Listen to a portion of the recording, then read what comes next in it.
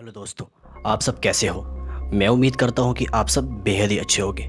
आज की जो वारदात मैं लेकर आया हूँ ना दोस्तों, इस वारदात ने तो मुझे पूरे समाज पर से भरोसा उठाने पर मजबूर कर दिया। ये केस है ही कुछ इस तरह से। क्या आप सोच सकते हो कि कोई क्रिमिनल बीच सड़क पर किसी को चाकू से मारे और सारे लोग खड़े होकर वो तमाशा देखें? वो मंजर कितना ही खौफनाक होगा दोस्तों। मेरे तो रोंगटे खड़े हो रहे हैं उस वाकयात को सुनाने में। तो सोचो, जहाँ पर वो लोग खड़े थे, क्यों नहीं बचाया उस लड़की को। दिल्ली से अक्सर बहुत से केस ऐसे आते हैं जो बड़े ही हैरान कुन होते हैं। अपनी नादानी में ऐसे ऐसे कदम उठा बैठते हैं जिनका हर्जाना बेहद ही भारी होता है। आप ये केस बिल्कुल भी नहीं सुनना चाहोगे, ये वाकई बहुत ख़तरनाक है, लेकिन मैं आपको इस केस के बारे में ज़रूर से बताऊंगा। तो इसलिए वीडियो में एंड तक ज़रूर से बने रहें, वीडियो का एंड तक ज़रूर से देखिए, तभी आपको ये वीडियो समझ में आने वाली है। आज का जो केस आया है वो एक 17 साल की नाबालिग लड़की का है जिसका नाम साक्षी था, और वो एक साहिल खान नाम के लड़के से प्यार करती थी। आजकल हम छोटी सी उम्र में प्यार मोहब्बत और ये सब रिलेशनशिप वगैरह में पड़ जाते हैं। ऐसा ही साक्षी के साथ हुआ। ये और साहिल बहुत ही कम उम्र में एक दूसरे से क्लोज आ गए। कहा जाता है कि साक्षी और साहिल लगभग 4 साल से रिलेशनशिप में थे। स्टार्टिंग में तो इनका रिलेशनशिप काफ़ी ठीक चल रहा था, लेकिन पता नहीं एकदम क्या हुआ, साक्षी साहिल को इग्नोर करने लगी। ये कहानी है दोस्तों दिल्ली के शाहबाद ज़िले की। बताया जाता है कि साहिल जो है एयर कंडीशनर रिपेयरिंग का काम भी किया करता था, और उसके घर में उसकी 3 बहनें और उसके माता पिता भी थे। उसके पिता एक मजदूर आदमी थे। स्टार्टिंग में तो इन दोनों के बीच में सब कुछ ठीक चल रहा था, लेकिन धीरे धीरे इन दोनों के बीच में लड़ाइयाँ बढ़ना शुरू हो गई थी।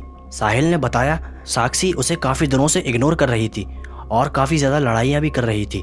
साहिल ने यह भी बताया कि साक्षी और किसी लड़के से बात भी करने लगी थी, कि उसका पहले से ही कोई फ्रेंड था, जिसकी वजह से साहिल बेहद परेशान था। साहिल को साक्षी का ये बर्ताव बिल्कुल भी पसंद नहीं था। इसकी वजह से साक्षी और साहिल में काफ़ी बार लड़ाइयाँ भी हो चुकी थी। साक्षी ने साहिल का फ़ोन उठाना भी बंद कर दिया था। साहिल इस बात से बहुत ही परेशान रहने लगा था। ये बात कहीं ना कहीं उसके दिल पर असर करने लगी थी। कई बार साहिल साक्षी का बाजार में पीछा भी करता था, लेकिन साक्षी उसे डांट कर लड़कर भगा देती थी। ये सब बर्ताव साहिल को पसंद नहीं आ रहा था। बस इसी के चलते साहिल ने साक्षी को रास्ते से हटाने की ठान ली थी। बस उसके सिर पर अब खून सवार हो चुका था। वो अब किसी की भी नहीं सुनना चाहता था।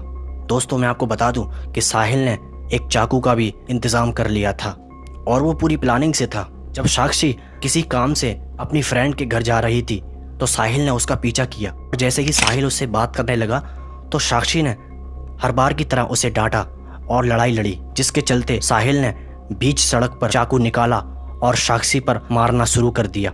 उसने तब तक मारा कि जब तक साक्षी की मौत नहीं हो गई। ये सब देखते हुए सारे लोग बिल्कुल चुपचाप खड़े हुए थे। किसी ने भी ये नहीं सोचा कि चलो उस लड़की को बचा लिया जाए। एक लड़के ने साहस किया भी साहिल को रोकने का, लेकिन साहिल के सिर पर खून सवार था, जिसके रहते वो लड़का भी वहाँ से पीछे हट गया। जब साहिल को चाकू से मारकर भी सब्र नहीं आया तो उसने एक बड़ा सा पत्थर उठाया और साक्षी के चेहरे पर 6 बार मारा, और उसको एक लात मारकर वहाँ से पैदल आसानी से भाग गया। किसी ने भी उसे पकड़ने की कोशिश नहीं की। दोस्तों, ये सब वारदात शाम के वक्त हुई। यहाँ पर काफ़ी ज़्यादा चहल पहल भी थी, काफ़ी ज़्यादा लोग निकल भी रहे थे, लेकिन किसी ने भी उस मासूम बच्ची को नहीं बचाया। वो वहशी दरिंदा अपने काम को अंजाम देकर वहाँ से आसानी से निकल गया और वहाँ से भाग निकला। उसने भागते समय ये होशियारी दिखाई कि जाते समय उसने 2 बस बदली और वो अपनी बुआ के यहाँ पहुँच गया। उसने अपना मोबाइल स्विच ऑफ कर लिया था और सिम को भी तोड़कर किसी आसपास की जगह पर ही छुपा दिया था। उसने उस खून से बिगड़े चाकू को एक खुले मैदान में जाकर फेंक दिया ताकि किसी का वहाँ पर शक न जाए। लेकिन दोस्तों, पुलिस कर्मियों ने उसे बड़ी ही आसानी से पकड़ लिया। रिश्तेदारों का पता निकाला तो पता चला कि वो अपनी बुआ के यहाँ पर है।